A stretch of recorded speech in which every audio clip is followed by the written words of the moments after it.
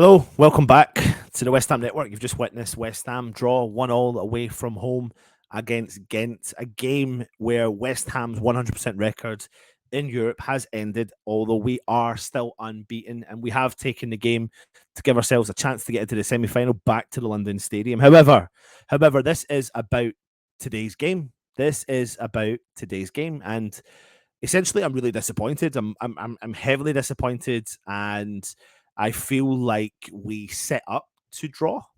You can't help but feel like that's exactly what we were trying to do.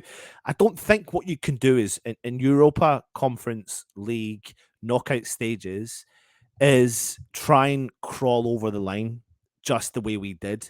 Now, if we take this game at home against Ghent and we beat them, then maybe you could turn around and say, well, that was tactical genius by David Moyes or whoever would want to say it because we're in a semi-finals. But you've got an opportunity to put this game to bed, and I wouldn't say necessarily West Ham tried. I mean, if you look at the stats, for example, 54% possession to Ghent to West Ham's 46. But one of the concerning things for me was the total shots that Ghent had: 20 shots at West Ham's goal, but only 4 on target. 12 of those shots were off target, and only 4 of them were blocked. You come up against better players, better opposition, they will put that ball in the back of the net. That's my concern going into the Arsenal game.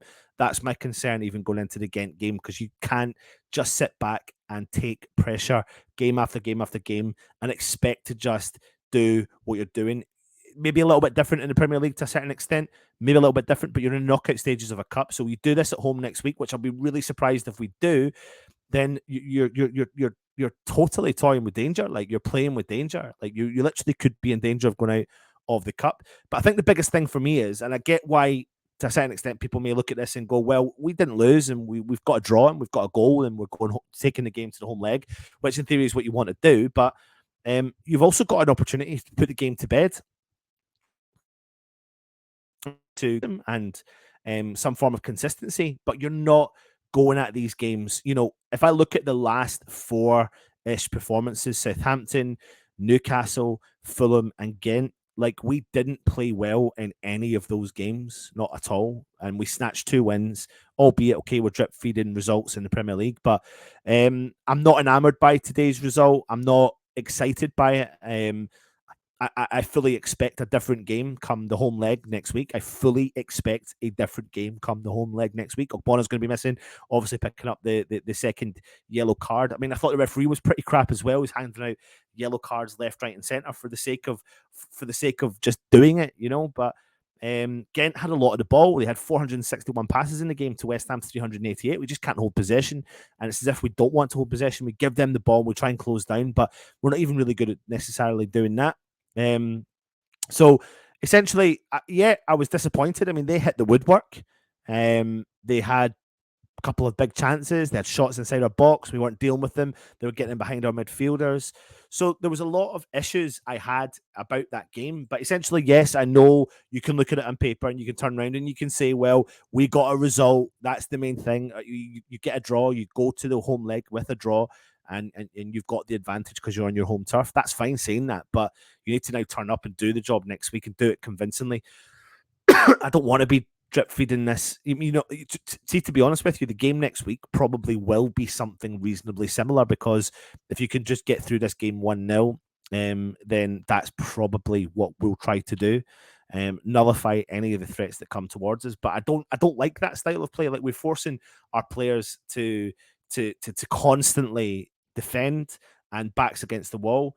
Lucky enough for us, we had Augie back there. He won 3/4 of his ground duels. He won half of his aerial duels. He lost possession only 3 times in the game, had 42 touches with an 89% pass completion rate. Naifa Gerd, back there again, 4 clearances, 1 interception, 2 tackles. He won all of his ground duels and won half of his aerial duels. Lost possession 9 times. But West Ham obviously again changed up the shape. We went with 3 defenders in the back, Johnson playing inside of a back 3 with Vladimir Sefal moving up the right-hand side and Emerson moving up the left-hand side. I actually thought Vlad had a reasonable game at getting forward. I thought Jared Bowen supported him reasonably well. I think the issue is, and it's a positive, Danny Ings got himself on the score sheet. That's something to take from it. You want your strikers to score. But I think essentially, like, we need to be doing something a little bit more different. But I suppose, like I said, buckle up, West Ham fans. This is probably what we're going to be seeing between now and the end of the season. But my word, man, we took so much pressure in that whole game, and you can't help but feel disappointed at the manner again, probably how West Ham turned up in the game. Really, to be honest, I think that is um, how I feel. I feel a little bit disheartened, um, but I think we're in it, and that is what you need to do. We're going to take them to the London Stadium for the second leg of the quarter final, and it is on a knife edge. But we did, like I said, get the goal through Danny Ings just at the half time. Obviously, we had a goal disallowed from before that when Aguerd put the ball into the back of the net.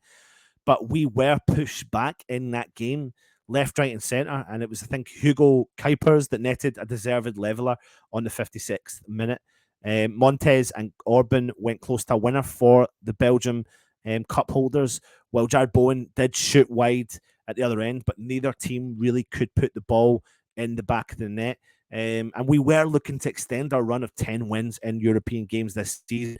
David Moyes did make quite a few changes in this game, but I think we were on the front foot initially at the start, but then we started to back off, and Ghent grew into the game, and they had fluid attacking movement, and they were beginning to pose loads of questions for West Ham. They enjoyed the better of the action. And I thought, like I said, the referee wasn't that great, handing out yellow cards here, there, and everywhere. But we were unable to build on any form of our lead in that second half. But Ghent drew level 11 minutes after the restart. But we take this chance to take a lead back to London, or this draw back to London, and try and get ourselves over the line. I'm not enamored by it. I'm not excited by it.